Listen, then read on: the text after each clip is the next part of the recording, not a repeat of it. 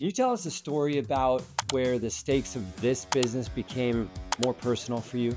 The services business, especially as a small player, is really lumpy.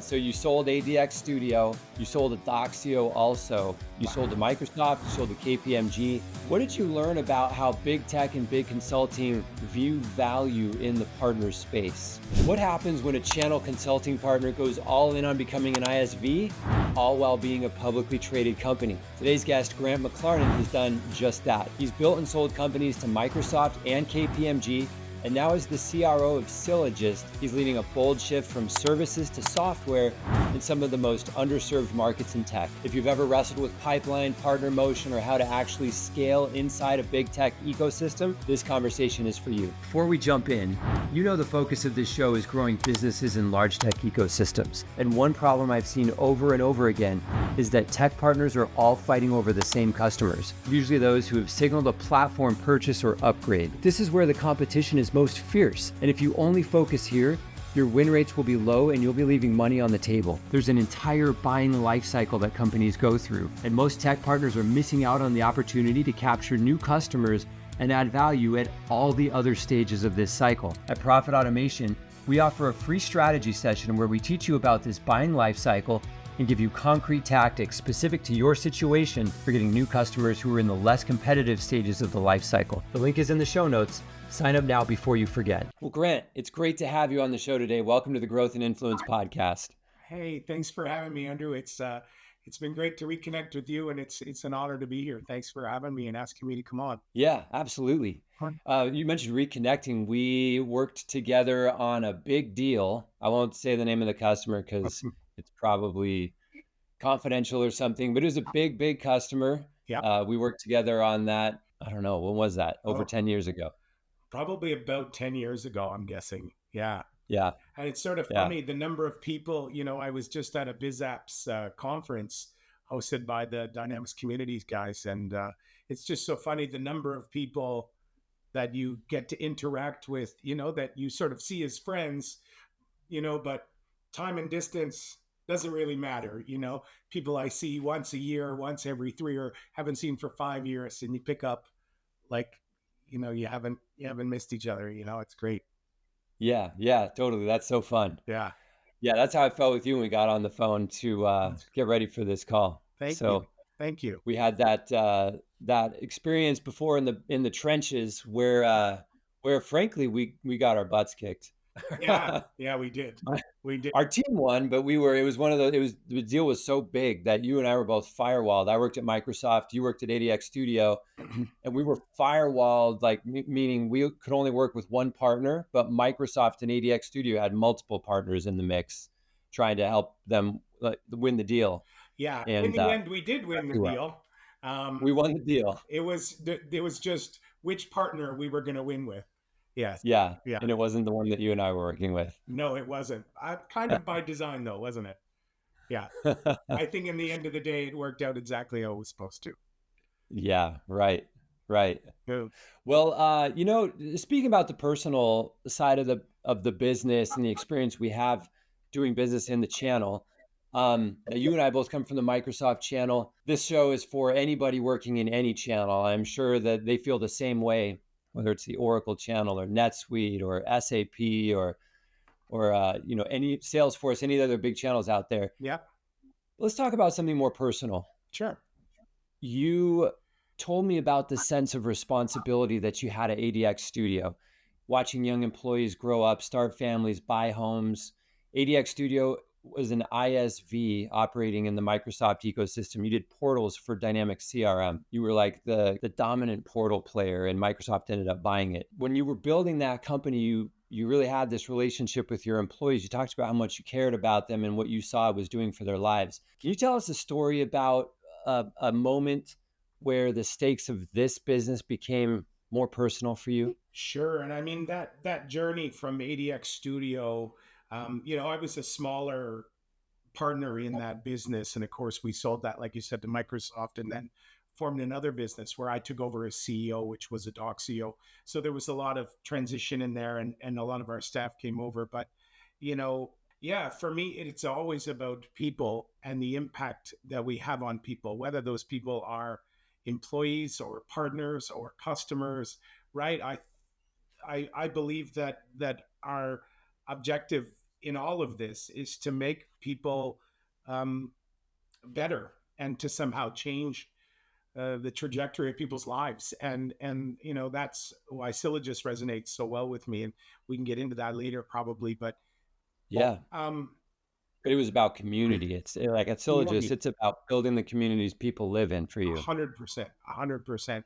And I think back to that time, and I think anytime you're a business owner, you take responsibility. Like the dollars matter because I've got people who have their livelihoods in my hands. And if I'm not successful, then, people buy houses and have children. And in particular, I remember a couple of developers we had hired back in the day, and they had come from India and they worked for a really large railway company, and very Okay. stable. They could have worked there forever, Yeah. but they made the shift and took the risk on a smaller company that was growing. And I felt this massive burden for them because they had made the decision to come to Canada before they were with us. But, while they were with us, they bought a home, had children. I got to be part of that part of their lives where they did that. And I felt this massive responsibility to make sure that we were successful so that they could provide that life for their families. And that was never lost on me. And I felt, in times when things got hard, as they do when you're a small business, Right. things get hard, money gets hard. Cash is king when you're running a small business, especially when you're primarily a services business, which we Yeah. were at Adoxio after we sold the IP to Microsoft. So yeah, so I felt really good. And today, now they've both gone on to be wildly successful. One of them works for a big four consultancy, he's doing really great. The other has actually started up his own business as a services and an ISV company, and he's got his Microsoft MVP now. He's doing really well for himself. So Oh, that's I'm really awesome. happy, and I like to think that I was a small part of where they've gotten to, or at least I was a step in their journey. Yeah, well, they say that you've never felt the weight of true responsibility until you have to make payroll. Oh, and as we grew, that was our problem at Adoxio. Not our problem. I mean, it was a good problem. We've Yeah. grown from we took after the Microsoft exit, Microsoft bought our IP. They weren't interested in our services business. So they bought our IP, our product. They weren't interested in the industry solutions or in the services. So we took about 35 people over to what we called Newco until we named it Adoxio. Yeah. And we had to we had grown from that 35 people at the exit to almost 100 in about 18 months. Oh, wow. So it was really, really big growth, really fast. And we're going to talk about services and being an ISV and why that's important to me. The services business, especially as a small player, is really lumpy, right? You have Yeah. months where everything's going great, and then you've got people on the bench not billing, and you got to pay them, right? And it's a really the models are changing now. I think in terms of people finding ways to get recurring revenue from services, which is good and healthy, Mhm. but the traditional model requires a lot of cash because you start a project and you're paying those people. 30 days later you're going to invoice the customer, right? Then 30, Yeah. 60, 90 days later you're going to get paid, but you've been paying those people all this time. So services burns cash really fast, That's everybody's especially for pain. small partners. I know that's a pain that probably a lot of the people listening to this show feel, especially if they're small. Yeah. Did you have any, did you have any next level strategies for handling that pain and making sure you always had enough cash, or does pretty much everybody know how to do that and it's just a matter of planning and dealing with the pain? Well, I think some of it is planning and dealing with the pain. I think a lot of companies are moving to more recurring revenue models, even within services, where you're doing managed services, or Mm, you're finding a way to build some IP into your services so that you can have a recurring revenue stream as opposed okay. to that really lumpy payment model. So I And that's think services managed companies are services. getting smarter. Yeah, okay. So in like managed services, you might bill for that up front. Right. Or you would build, we were doing retainers, customer support retainers, where, you prepaid an amount of service hours. We would get the cash up front. We couldn't necessarily recognize the revenue in our financials, but we could at least get the cash up front. Because when Yeah, you're a small company, cash is everything. it's everything. Yeah. Wow. Okay. Yeah. Awesome. Well, talking about the progress of companies, you've built and sold companies inside the Microsoft ecosystem, not once, but twice. So you sold ADXtudio, you sold Adoxio also, and both to big companies. You Wow. sold to Microsoft, you sold to KPMG. What did you learn about how big tech and big consulting view value in the partner space?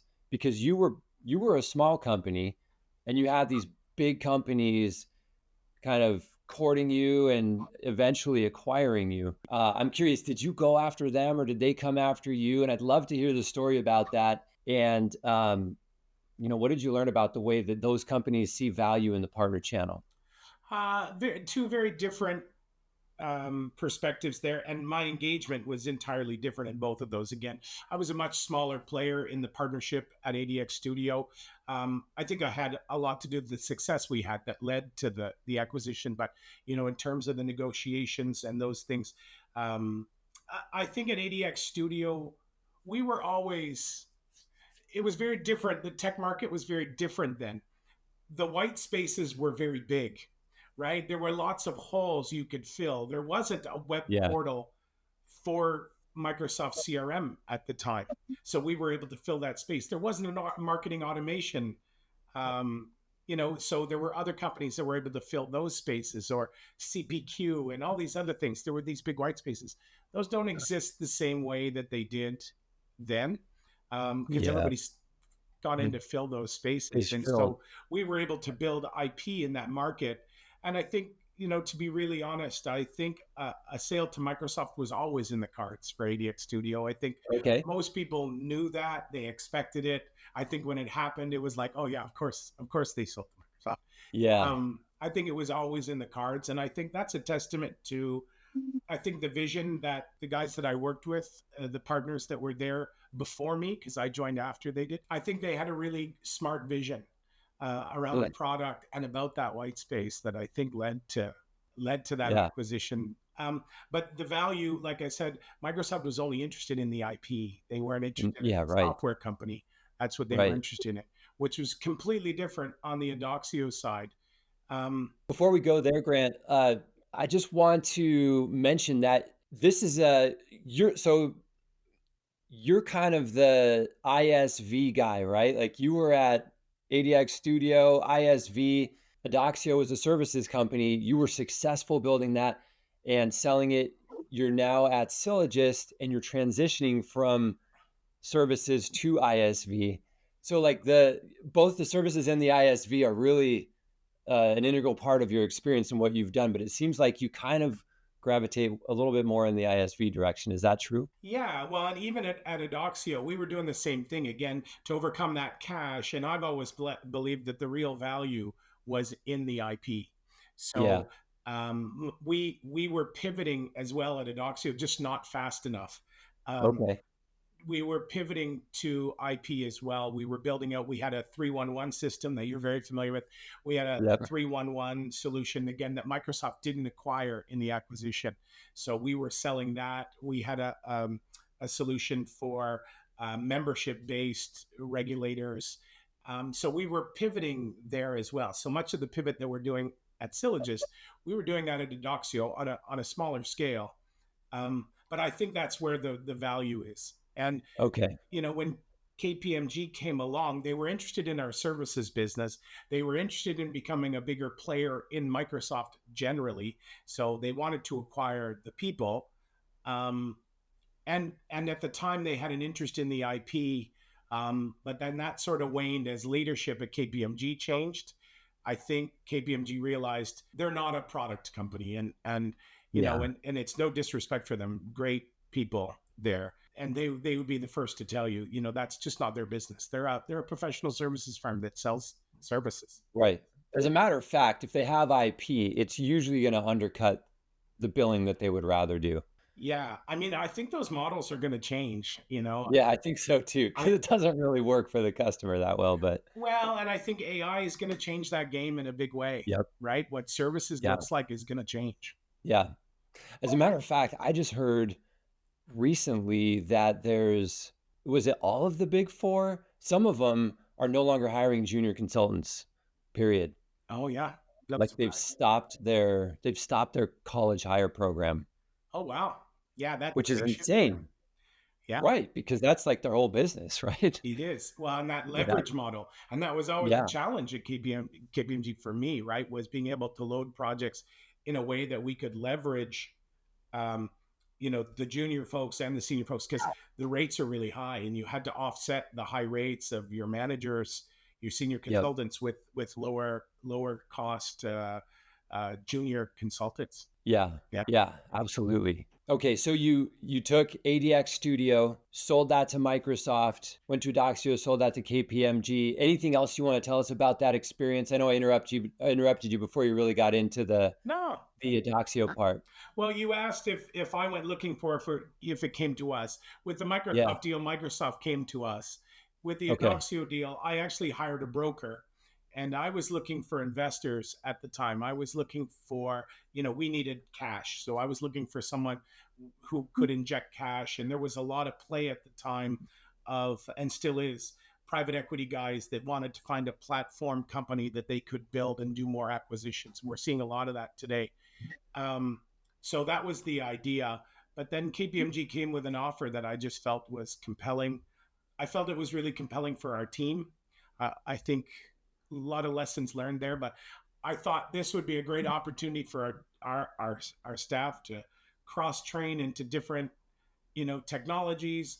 We would have access to people now who were change management and strategy consultants. It would just open up that, people would have, our team would have access to go and travel and or relocate internationally, because KPMG is such a big firm.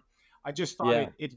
it would do all that. In the end, I think we were a fish out of water at KPMG. That's how I've always described it. We were, Okay. a nimble, young, fast moving software company, and we went to a big four that just is more cautious, more risk averse. They weren't. We were signing deals. My mantra with sales was sell something every day. Just sell something every day, and you can't do that in a big four, right? They're not interested Right. in those small deals. You do big proposals and big deals all the time, and that's what they're interested in. And so it was a challenge Yeah. for me. And they won't let you sell something every day. They've Not got like a 3-week approval process if you're anything like the big consulting company I worked for. It's 100%. Yeah, yeah, 100%, right? It's got to go through risk and independence because they're an auditor, and it's got to go through all these steps. And again, it's not to say those are great companies with good people and they're good at what they for do. sure. Yeah. It was a square peg in a round hole when it Yeah. came to putting a software company. And we took, I think, 90 some people there at the end, and there was a small handful, like I want to say less than 5 left, which is Mm. I regret, because I really had hoped it would be good for our team. I was really genuine about wanting Yeah. to be a successful move for our team. Yeah. Well, understood. I mean, thanks for sharing the lessons learned because I think that's something that listeners to this show might encounter in their own businesses. And so it's a good thing to think about. Yeah, and I'm always happy to talk about it. Let's talk about just getting into the channel. Yeah, And then as we go into this, you can talk about what's happening at Sylogist also. I'll follow up with questions on that. But sure. a lot of partners enter any channel for usually one reason. And this is actually something I meant to ask you a minute ago, but it slipped my mind. But when you're building a company, it's actually kind of unique for Shan and the other guys that you were working with at ADXtudio to decide to build a software company and to do it inside a larger tech platform channel. I mean, if you think about the number of companies that do that versus the number of ones who just are starting a tech startup, a SaaS company or whatever, Yeah. and they're independent. They're just trying to go direct to customers and they don't even consider a big platform channel. There's actually a lot of benefits to being in the channel that I think a lot of those entrepreneurs miss out on. But one of the things that people usually erroneously think when they make this decision to do business in the channel is that it's going to come with built-in pipeline. And that's just not the case. You told me before that a good way to describe it is that Microsoft will check in on your progress, but they're not driving it. How have you found, what has been the best way for you to build pipeline inside the channel when your big vendor who anchors the channel isn't feeding you leads? Yeah, I think it comes down to expectation. I never had an expectation like in running a partner business in an ecosystem like Microsoft.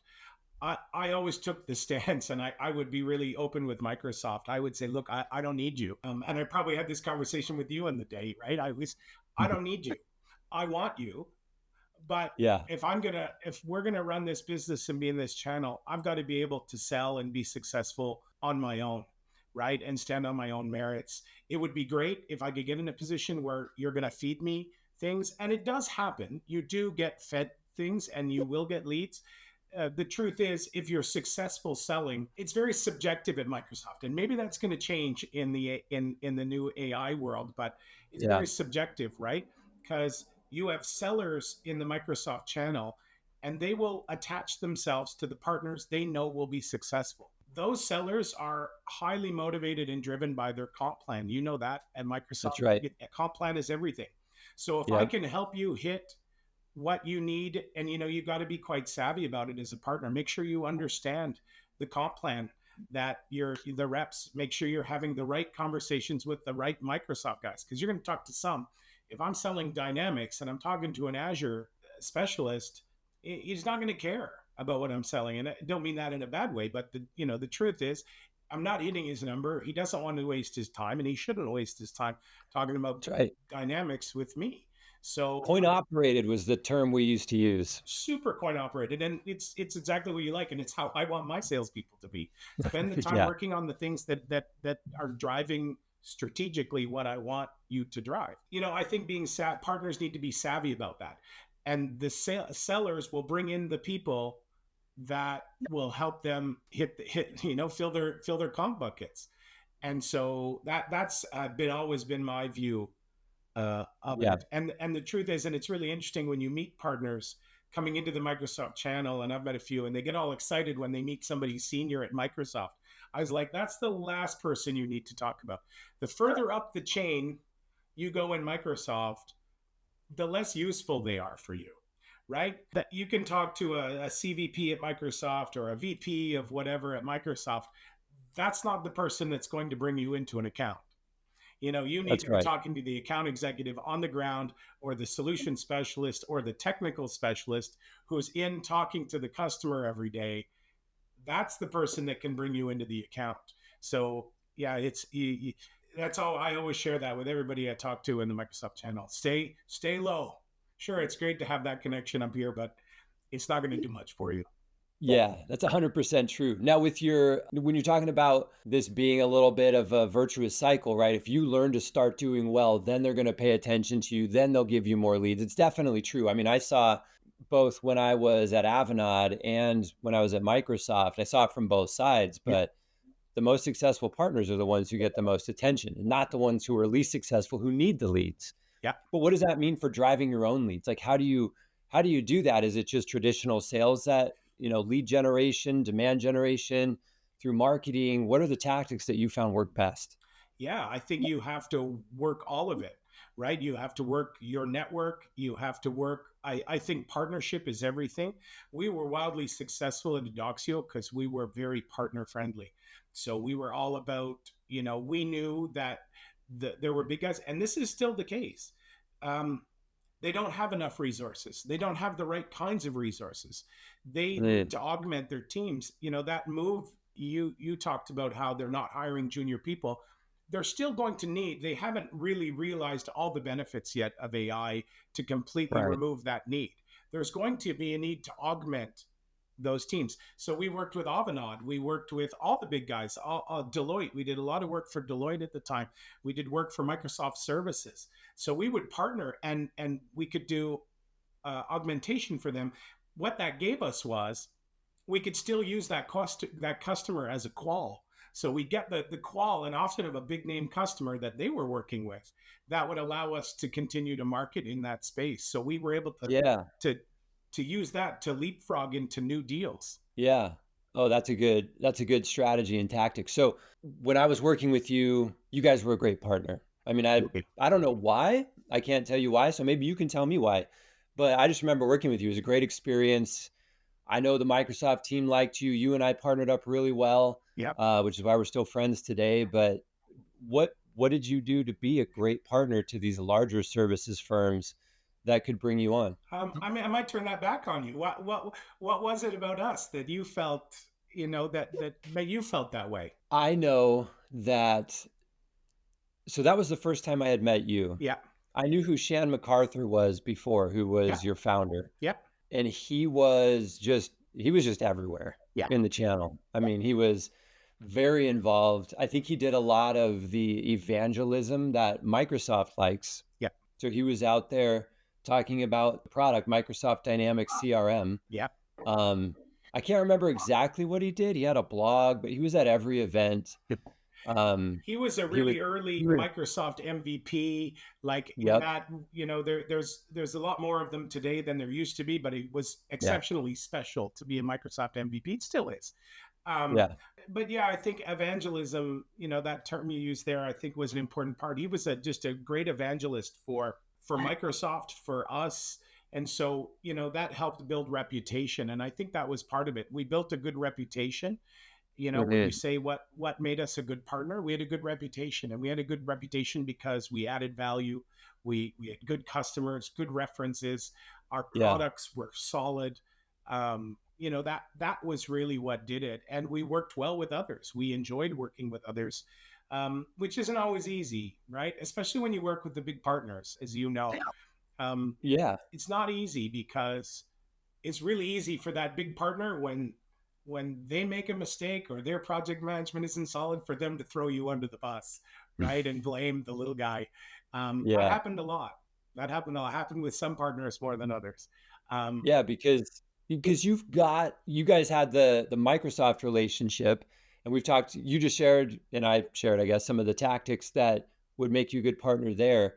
Were there different tactics that made you a good partner to these services firms? Because I don't think a lot of companies that are small services businesses have that kind of partnership with larger companies. Some do, but you guys were sounds no, like you but did a you lot. could. I mean, you could.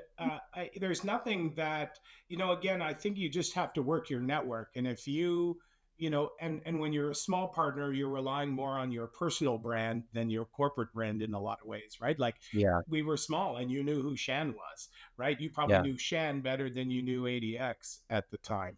And so you were able to rely on that. And I think small partners can do the same, right? And I think you rely on your personal brand to open the doors, that'll allow you to build the corporate side of it all, and to help you with your business. yeah. Yeah. Okay. Awesome. Well, we would be remiss if we didn't talk about some of the most exciting stuff, which is what you're doing right now. Yeah. Um, you're at a company called Syllogist. A couple things make this unique that I think a lot of people are going to be really interested in hearing about. Number one, it's a publicly traded company, Yep. so that's you don't see very many of those inside the channel in the small business space, and so love to hear what that's like. But number two, you're transitioning from services to an ISV model, which Yep. means you're going from being a partner to being the one who has the partners. Yep. And that's a big transition. And I think that would be really interesting for our viewers and listeners to hear about. Tell us about Syllogist and what's going on there. First of all, let's talk about being public. Why are they public and how does that change the way you do business? So that predates me. So I joined almost 3 years ago, so just over 2.5 years ago. New management in place, new CEO, and the publicly traded, even we went public before even he came on. So, it's just that the previous management executive team, that's what they did. Why they did it at the time, I'm not sure. I think they felt like that would be a way to get the investment they needed in the business. I like it. I always drove my companies in the same way. Think about, you have to think to timelines and results on a regular basis, and it installs a level of discipline. Certainly, being publicly traded, it's very real, right? There's Yeah. a very real discipline in terms of being very results oriented. We have to be, I used to say in my sales teams, I do still, we can't afford a bad day. Every day has to be a good day. Every day we've got to sell. We've got to be working hard. We've got to drive revenue. We've got to drive, bottom line. We have to be thinking about it all the time. So You I got to think report every quarter. every quarter. So for me, it's just it instills a discipline. Yeah, it's tough, and at times you have to make decisions about things, and the pressure is very real. Um, I kind of like it though, Andrew. If I'm honest, maybe I'm a masochist, but I really like um, I really like uh, what it instills in us, and the urgency. I think business has to be about urgency and creating urgency all the time and helping understand we've got to move all the time. We've got to grow. And Yeah. um There's a guy I like to listen to. His name is Ed Milet. He's got the Ed oh yeah, Milet podcast. yeah, of course. You Yeah, like, Ed or like Ed? yeah, Um, One of the things I've heard him say a couple times is that people who are successful actually operate with a level of urgency that the less successful people don't have. And one of yeah, the reasons is because you think, if I'm going to run a marathon, I'm going to go slow because I know that finish line is 26 miles away. yeah, And so I'm not sprinting. But if I'm running a 100-yard dash, I'm going to run a lot faster because it's right there. And a lot of us, the results that we want to produce in our lives are actually a lot closer than we think, but we're moving as slow as if it's a marathon because we believe they're further away. yeah. Just expanding on that metaphor, I think being publicly traded is like running that 100-yard dash or 100-meter dash or whatever, and then running it again, Yep. and then running it again, right? So you have to keep running those short sprints all the time, Yeah. with a bigger goal in mind.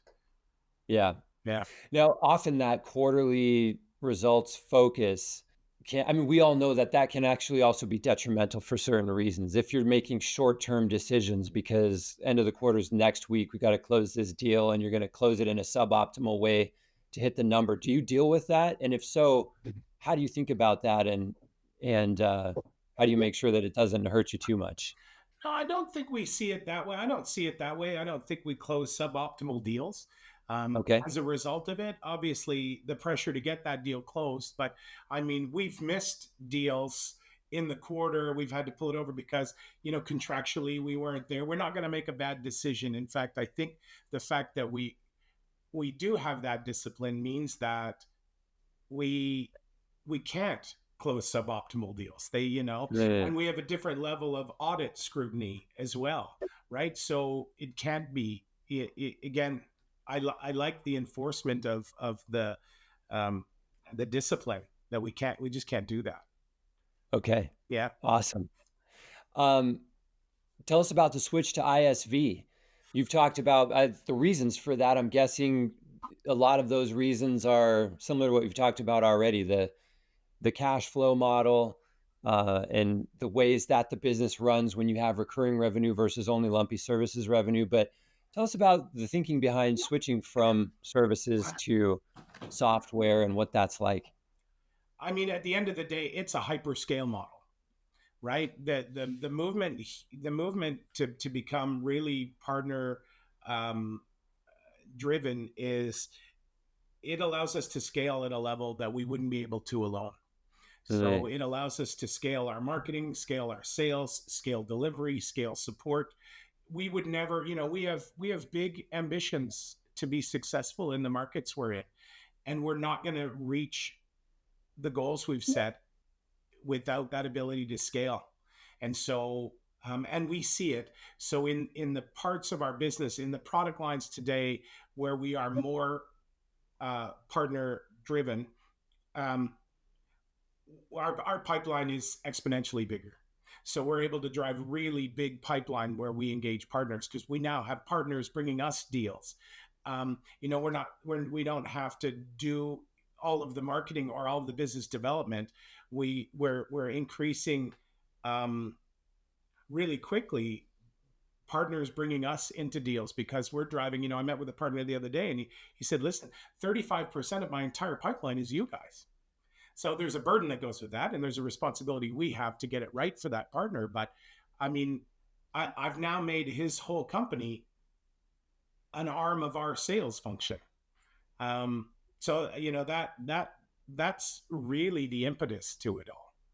Okay. Yeah, that's Uh, powerful. Yeah, And what changes come along with that? How do you have to transform your company in in order to make that happen? it's hard because we're foregoing.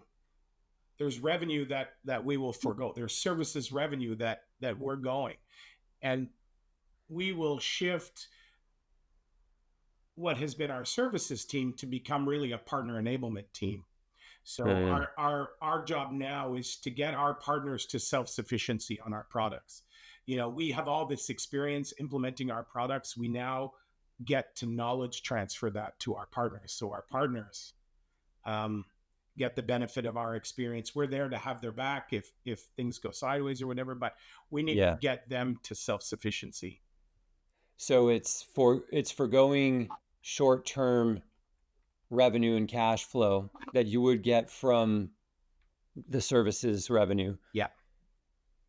and instead investing that to get recurring revenue. That's right. So But it's like, what we should see is as our total revenue, our percentage of SaaS revenue related to product grows while our services as a proportion yeah, declines. But what we should see there's some, overall is a spike in our overall revenue, and it's good revenue, right? Recurring revenue is good revenue. That's the kind of revenue yeah, our investors are looking for, yeah, yeah. Okay, that makes sense. And then, and um, it's truly a shift. In the past, even at Adoxio to some extent, and companies we've looked at, um, and we've acquired companies along the way. Sylogist has. We've acquired, and we are always looking for good companies for us to acquire. And what we see is companies that have a product or an accelerator, and that is really what it is. They market a product, but it's not truly a product. It's simply an accelerator for selling services.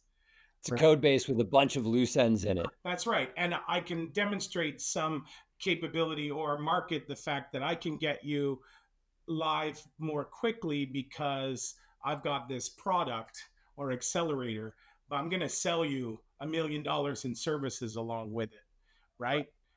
Yep. Is it truly a product fit for purpose if it needs $1 million in services to go along with it, right? Like that's sort of the question. Yeah. Yeah. Now, is this shift to being an ISV, is it just a matter of going from an accelerator to a fully finished product model? Is that what you guys are doing? No, our products are fully baked, SaaS ready, fit for purpose products.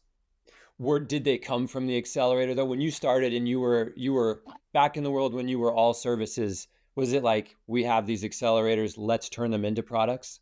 No, I think yeah, maybe to some extent, but I Okay. mean, we've always been, and again, a lot of the products we've had, we've gathered through acquisitions. So we take that IP, we harvest it, we bundle it into our core products Okay. that we go to market with. So no, they're fully fleshed, ready to go products, which is why they're partner ready, right? So if I'm honest, they're all at different stages of maturity along that path.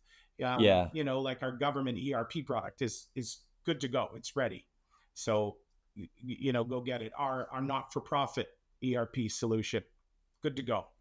Okay, Yeah. cool. And then you have multiple verticals you told me that you're working in, and some other products are still under development. Yeah, we have three primary business units. We do nonprofits. So we do ERP, fund accounting for nonprofits, and we do CRM for nonprofits, which is all about fundraising, fundraising and engagement, volunteer management, all of those things. And then we have our K to 12 vertical, which is ERP and student information systems for K to 12 education, and then government. We've got two solutions for government: a government ERP, and then we have a victim services solution for we sell it to state corrections departments, Okay. and it's based on CRM. Okay. Well, Grant, we're coming to the end of our time here together, but I want to make sure I get to ask you this one question that I talk about on almost every one of these interviews I do, and that is Yeah, AI. It's yeah, changing the landscape in every channel. Salesforce is making huge, massive acquisitions.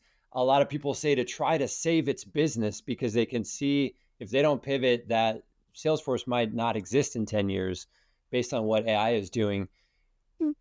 When the changes are happening at the platform company, that's definitely going to filter down into how the channel partners do business. And I'm curious, um, what are you seeing as a shift in the way that Sylogist has to do business today, or that other partners in Microsoft or other channels would have to do business today based on AI? Is pipeline building different, or do the fundamentals still hold?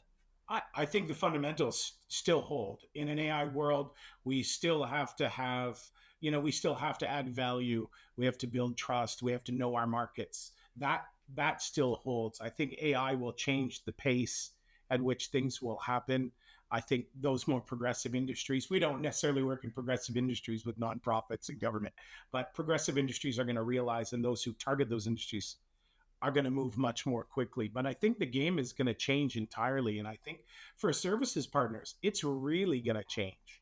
You know, there is, as things become agent based or agentic, and I think the world, that's where we're going. It's all about agentic AI and Good.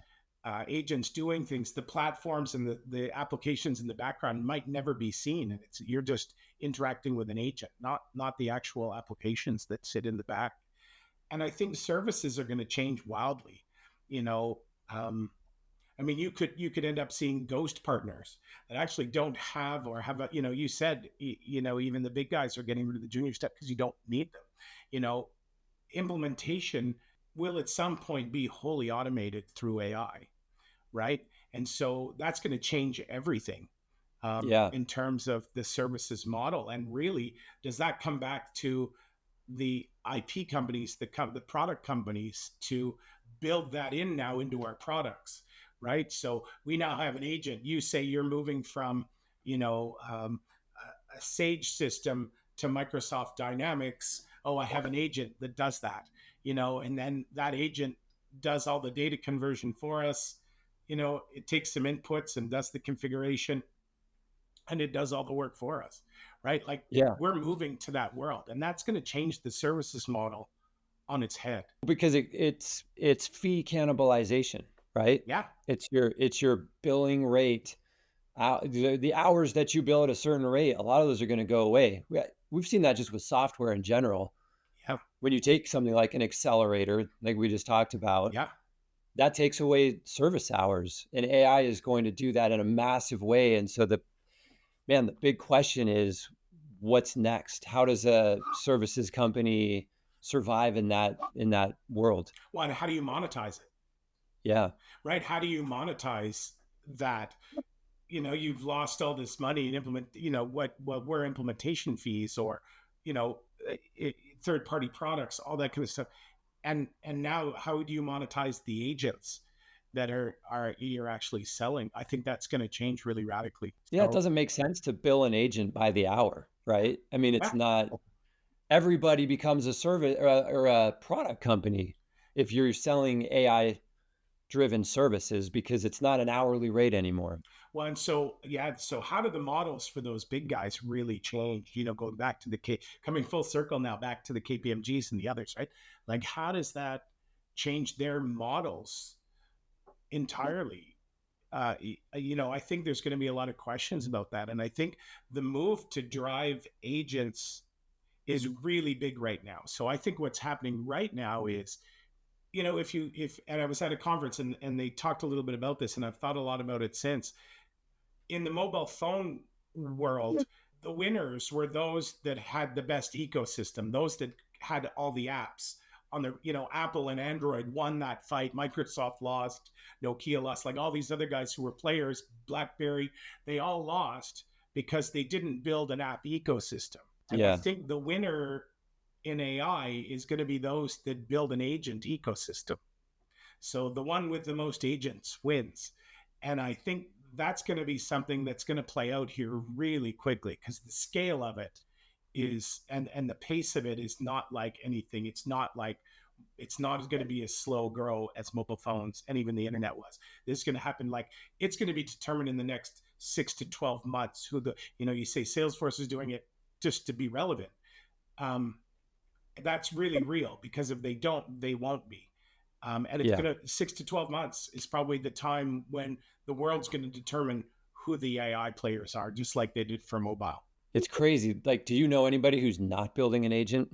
Um, It's like everybody's building an agent to the point where now you hear about a new agent, you're like, I bet it's trash because, some guy's just building it.